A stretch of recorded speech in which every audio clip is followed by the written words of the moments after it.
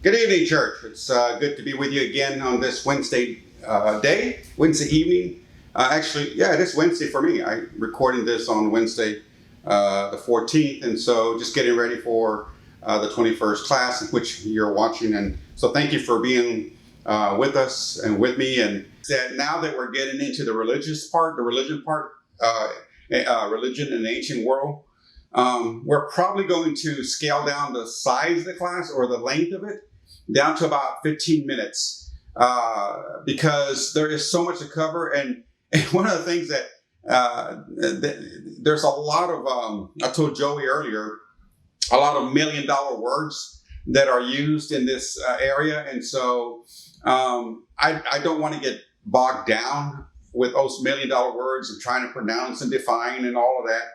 And so, because it can get tiring, at least it did for me and has for me.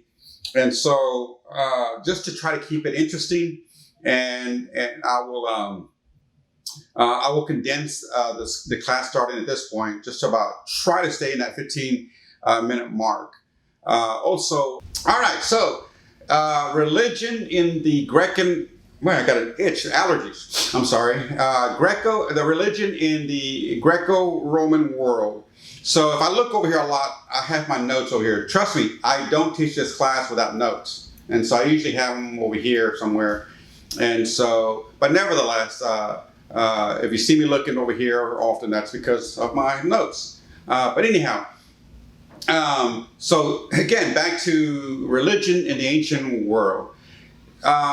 Here as Westerners, we, at least in America, we think about the separation of church and state and what that actually means to us as Americans. But in the Greco-Roman world or the time of antiquity, or I may just say in the old days, if I say the old days, I mean the ancient world, I mean Greco-Roman world. It gets tiring saying Greco-Roman all the time. So if I say in the old days, that's what I'm making reference to. But anyway, there is no such thing as a separation of church and state in the ancient world. That language did not exist. Religion in the ancient world was entwined, if you will, in the languages and also in the acts of the ancient Near East people. Religion was fabricated or lived among and was really a tight-knit part of everything that the ancient people did. So likewise, there is no distinction between that which is, we would consider sacred or secular. There was no such separation, no distinction between the sacred or the secular and the ancient world, or even between the natural or the supernatural. So if there is I don't know if you're going to call it a suitable separation, that would be between what we would call the spiritual and the physical.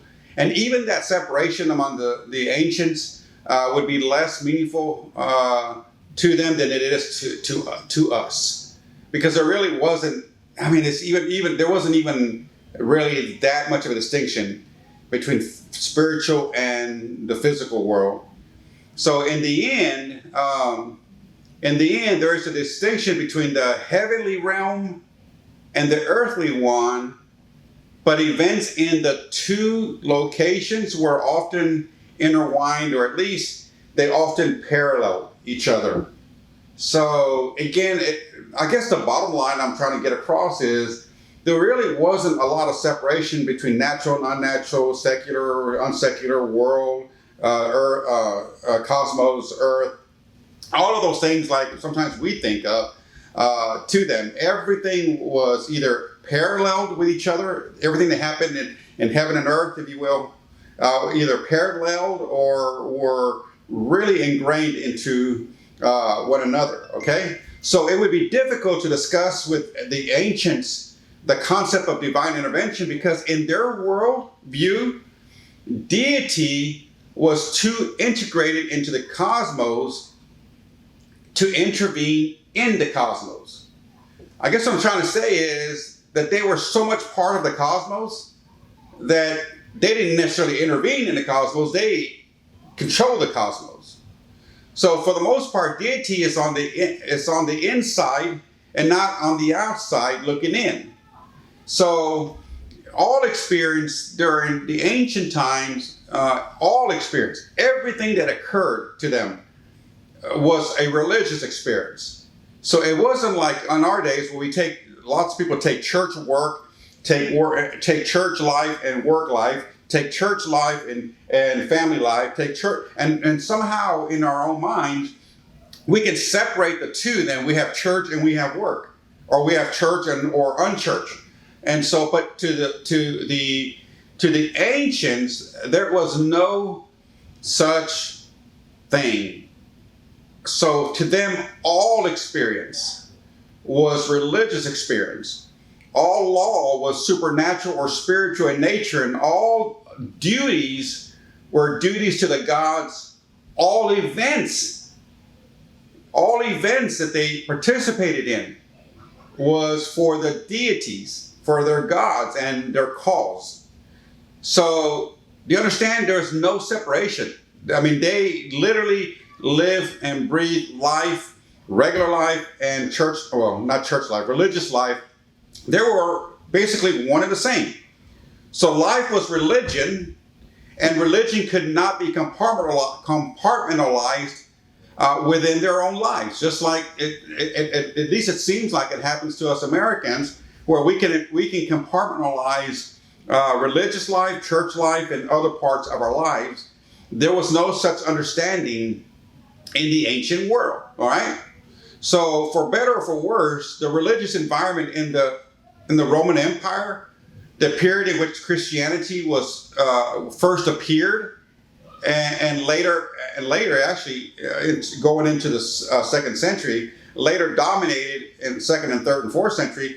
It later dominated civilization. Their view of their view of their religious environment was totally different than ours. And if we would look at their environment, their religious environment, we would pretty much consider it alien to us. All right? So understanding it, however, is necessary if we are to understand the earliest development of Christianity. So when you look at the ancient Greco-Roman world, the Greco-Roman world at the start of the first century Common Era was polytheistic. So all that means is that they had the belief in or worship more than one God. That's the world that Christianity was born into. Now, that is to say that people believed in a large variety of gods, but not only male gods, but also goddesses. And each god or goddess was the subject of a body of stories and rites, and were worshipped at various different levels. So the major exceptions to this were the Jews, who believed in a sole God, and we know that's God. We know the Yahweh. And there were a few other what were considered sects, sects, such as the dualists or the Zoroastrians. Although in Roman times the Zoroastrians pretty much remained way outside of the mainstream, and simply because the Zoroastrians were more of the Persian Empire or the Persian area, and so their political and cultural life was pretty much independent of Rome. But in the Roman culture, Roman Greco culture world, they had a high level of polytheism with gods and goddesses and all of these different stories and rites and the ways that they worshiped them at different levels. That in their view ruled over or controlled or had lorded over so many different aspects of their lives. And so, the people that weren't polytheistic were the Jews, and of course, we know it's also the Christians, all right? And so, it's interesting that during the era, it's called the prehistoric or prehistory era, that how many of the polytheistic views started placing and started attributing a lot of the human elements into their gods, or personalities into their gods. And so, for instance, they started adding human characteristics or behaviors to a god, or to an animal, or to an object. It's almost like their idea of a god was a representation of who they were as people. And so this polytheism, like I said, took form in so many different parts of their lives. And so, and it was probably, at least the historians say, that the reason why they started connecting a lot of human characteristics and behaviors to their gods is because it was the result of their human need to explain what could not really be explained in their own time or understood. All right? But what ended up happening, which was interesting, is that the phenomena such as, one of the first ones was weather and fertility. The phenomena of weather and fertility were attributed to powerful spirits, but then they would give their powerful spirits as human-like personalities, which explained why they could be so apparently unpredictable. So they knew that weather and agriculture and stuff like this was unpredictable, or fertility was unpredictable, and so they would give it gods that resembled the unpredictability. Interesting.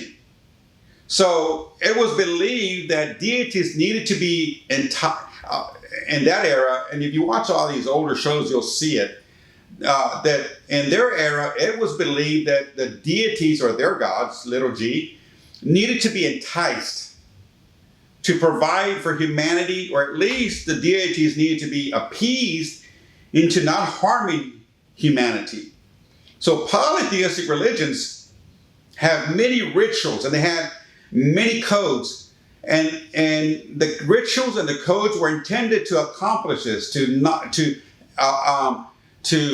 appease the gods, to not harm humanity. And that's why they had all these rituals and all of these codes. So a lot of their worship practices of all sorts were designed to, it's interesting, were designed to manipulate the deities into making the world livable and granting people success. It was also necessary for everybody. This is one of the interesting parts about the Greco-Roman era. It was necessary that everyone follow the practices of manipulating, or the ritualistic approaches to the deities. It was important that everybody would practice these rituals just in case. Well, not just in case. It was important for them to practice all these rituals because they could not afford for even one, at least in their view, they could not afford even one person to not practice these rituals, because that one person could potentially turn the deities against them. So back then there really wasn't atheism, but if there was in their view atheism, it was, that word didn't exist back then, I guess. But if there was such a thing as atheism and someone was anti their gods, that was pretty much a death sentence, because they could not take a chance that your unbelief would turn the deities against them. So be it anti-God with a little g, anti-deity with a little d, was really not part of the equation, because it might cause the deity to become angry and lash out, or fail to provide some needed gift that society needed. So atheism was not part of their language, and nor, even if it was not really tolerated. So I know that was a pretty short, and I really wanted to keep it to 15 minutes because I think that's about the chunk that we will be able to stay engaged and build upon each week. But the bottom line is that during that era, there was no such thing as what we know it as separation of church and state. The cosmos and the natural and the supernatural and all these things were, I mean, they literally were intertwined with each other. There was no separation in that time. And they were really big into this polytheism approach to life. And so we'll get into some of this later on, but they literally had they had gods and they had undergods. So they may have a god for rivers, but they also may have had a deity for the individual rivers. They may have a god of the mountains, but they may also have had gods of the different mountains. And so this idea of polytheism really took hold during that era, except for the Jewish people, which we know as God, Yahweh. Christianity, or before Christianity, it was the Jewish people. It was the Zoroastrians who were also not polytheistic, and introducing into the scene came on Christianity, which again was not polytheistic. And so some of the practices of Christianity, as they enter into the Greco-Roman world, really became a problem for the Romans, or for the Greco-Roman world, because it went against their idea of appeasing the gods. And so we'll see later on how some of these Christian practices really pushed up against what they believed and almost like insulted them. And it was actually a practice out of fear of what the gods may do against them if they allow certain behaviors to take place in the Greco-Roman world. So the important take is no such thing as separation of church and state. Religion, spiritual, all of that played at every single level of their life, and everything they did was to appease the gods, so the gods would shine favor upon them. They could not take the chance that not even one person could be anti-God. Because they were afraid that even one person could hurt and violate the gods, and the gods would not shine favor upon them. And so if you were anti-God and what we call atheism, it was pretty much your death sentence during that time. All right? Thank you for your time. I know I went over 15 minutes. I will try to keep it to 15 minutes, or at least as close to 15 minutes as I can in the coming weeks. Thank you. I look forward to next week. I really enjoy this topic. I hope you gain something from the little snippets that I share with you on Wednesday evenings. God bless you. See you next week.